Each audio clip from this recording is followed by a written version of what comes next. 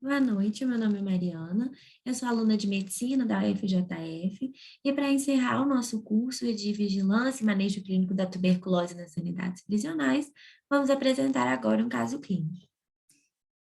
Então, na apresentação do caso, é um paciente de 24 anos, reside em Salcedo, no Equador. Na história patológica pregressa, nega doenças prévias, história familiar não refere doenças na família. Já na história da doença atual, o paciente refere tosse seca, iniciada há 15 dias, que repentinamente torna-se secretiva. Refere ainda sudorese noturna, astenia e perda de peso não intencional. Ao exame físico, o paciente apresenta expectorações de característica esbranquiçada, na ausculta pulmonar encontra-se alterada, evidenciando a presença de estertores secos e escassos, a pressão arterial de 100 por 60 milímetros de mercúrio, frequência cardíaca de 110 batimentos por minuto, frequência respiratória de 18 incursões por minuto, saturação de oxigênio de 90 e peso de 50 quilos e 700 gramas. Esse paciente é encaminhado para radiografia de tórax e, no resultado, apresenta cavernas compatíveis com infecção por Mycobacterium tuberculose. Apesar da radiografia ser sugestiva de tuberculose, ela não fecha o diagnóstico definitivo de tuberculose. Mas, mesmo assim, nos indivíduos que apresentam um quadro clínico típico e sugestivo, deve ser feita a radiografia, a fim de se avaliar o grau de lesão pulmonar e se há lesão pulmonar pelo Mycobacterium tuberculose. Desses pacientes com clínica típica que são encaminhados para radiografia, 15% não vão apresentar quaisquer alterações. E um grupo de indivíduos no qual isso acontece muito são os indivíduos imunodeprimidos, como, por exemplo, os pacientes vivendo com HIV. Agora, no caso do paciente ter um quadro clínico sugestivo de tuberculose, já ter realizado a baciloscopia que foi positiva, a radiografia é realizada como uma forma de descartar outras doenças que podem estar presentes junto com a tuberculose. Um exemplo são os pacientes tabagistas de longa data, com alta carga tabágica e com mais de 40 anos. Nesse caso, desses pacientes, a radiografia de tórax vem para descartar uma neoplasia pulmonar que pode estar associada. Nesse caso clínico, então, a principal hipótese diagnóstica é a tuberculose pulmonar. E os principais sintomas dessa doença são os seguintes: tosse seca ou produtiva, sendo que é importante estar atento para um padrão bastante característico da tuberculose, que é iniciar com tosse seca, que evolui para uma tosse produtiva. E isso estava presente no caso clínico.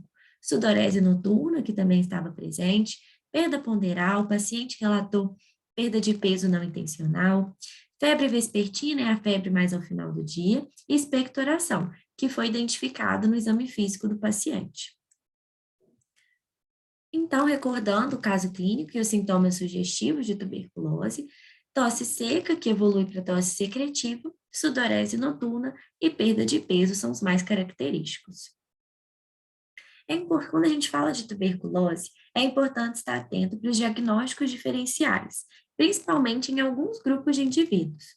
Primeiramente, vamos falar dos tabagistas com tosse crônica, sendo que é importante lembrar que no caso das unidades prisionais especificamente, existe um elevado número de indivíduos que são tabagistas e de longa data.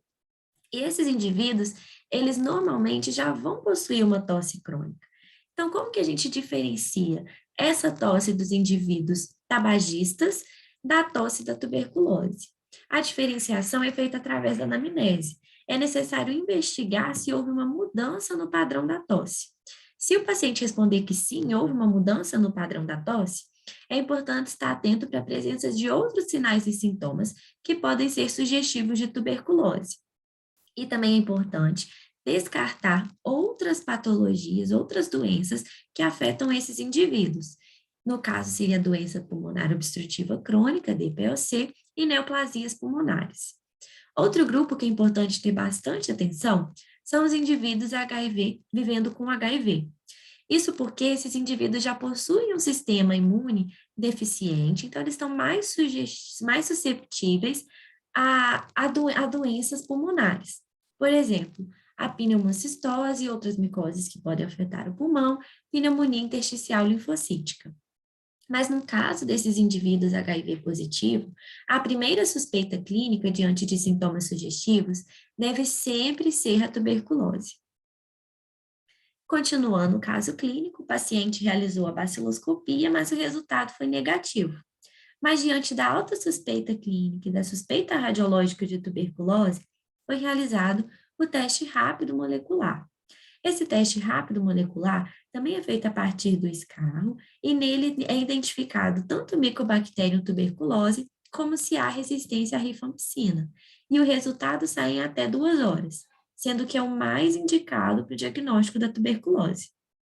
Esse paciente foi então encaminhado para a primeira fase do tratamento com rifampicina, isoniazida, pirazinamida e etambutol. Muito obrigada.